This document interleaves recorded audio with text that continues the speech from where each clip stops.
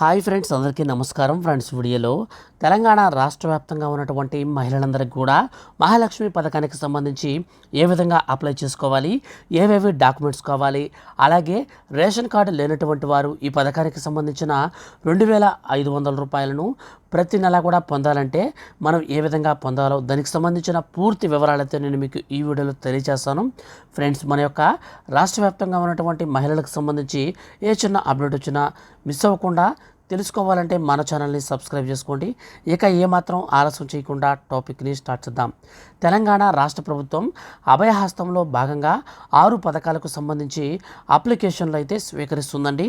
ప్రజా పాలనలో భాగంగా ఈ నెల 28 నుంచి అనగా నిన్నటి నుంచి జనవరి 6వ తేదీ వరకు ఈ యొక్క అప్లికేషన్ అయితే మనకు తీసుకుంటారన్నమాట. ఇందులో మనకు ముఖ్యంగా మహాలక్ష్మి పథకానికి సంబంధించి ఏ విధంగా అప్లై చేసుకోవాలి అనే వివరాలు మనం ముందుగా అయితే చూద్దాం. మీరు క్లారిటీగా స్క్రీన్ పైన చూడొచ్చండి. తెలంగాణ రాష్ట్ర ప్రభుత్వ అభయహస్తం అన్నమాట మనకి ఇది.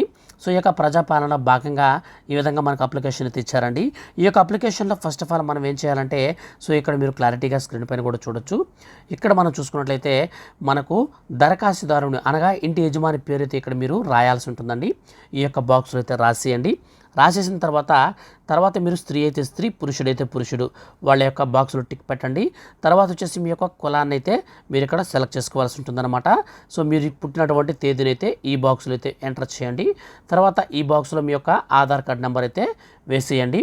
వేసేసిన తర్వాత ఇక్కడ మీ యొక్క పాస్పోర్ట్ సైజ్ ఫోటో అయితే అతికించండి ఈ బాక్స్లో. సో ఇక్కడైతే అతికించండి. సో తర్వాత వచ్చేసి ఇక్కడ మీరు చూసుకున్నట్లయితే రేషన్ కార్డ్ నెంబర్ అయితే ఇక్కడ ఇవ్వాలన్నమాట. తర్వాత మీ యొక్క ఫోన్ నెంబర్ చూడండి, మీ ఫోన్ నెంబర్ అనేది ఖచ్చితంగా ఆధార్ కార్డ్కి అయితే లింక్ అయ్యి ఉండాలండి. ఆ నెంబర్ అయితే ఇక్కడ ఇవ్వండి. So must and should be అయితే గుర్తుపెట్టుకోండి. తర్వాత మీ యొక్క వృత్తి అనేది మీరు ఇక్కడ ఇచ్చేసేయాలన్నమాట తర్వాత ఈ కాలంలో. తర్వాత వచ్చేసి మనకు ఇక్కడ చూసుకున్నట్లయితే పైకి స్క్రోల్ చేసుకొని చూడండి. ఇక్కడ మీరు క్లారిటీగా మీ యొక్క అప్లికేషన్లో కింద చూసుకుంటే ఇక్కడ మీ యొక్క కుటుంబ సభ్యుల వివరాలన్నీ కూడా ఉండాలండి. మీ కుటుంబంలో ఎంతమంది ఉంటారో, సో 5 మంది ఉంటే సో ఇలాగ మీరు ఒక్కొక్కరికైతే రాసుకోవాలన్నమాట. సో రాసుకొని మీకు సంబంధించినటువంటి డీటెయిల్స్ అన్నీ కూడా ఈ విధంగా ఆధార్ నెంబర్తో సహా అయితే వేసేసి తర్వాత ఇప్పుడు మనకు చూడండి ఇక్కడ మనకు క్లారిటీగా అయితే మహాలక్ష్మి పథకానికి సంబంధించి ఈ యొక్క కార్నర్కి అయితే వచ్చేయాలన్నమాట. సో ఇక్కడ మీరు వచ్చేసి చూడొచ్చు. ఇక్కడ మీరు క్లారిటీగా మనం చూసుకున్నట్లయితే ప్రతి నెల కూడా మనకు 2,500 రూపాయలు అయితే కావాలి కాబట్టి దీనిపైన మీరు టిక్ పెట్టాలి. అలాగే మీకు గ్యాస్ సిలిండర్ కావాలా వద్దా అనే దానికి సంబంధించి చూసుకుంటే గ్యాస్ సిలిండర్ కూడా మీకు 500 రూపాయలకు రాయితీ కావాలి కాబట్టి దీనిపైన కూడా టిక్ పెట్టండి.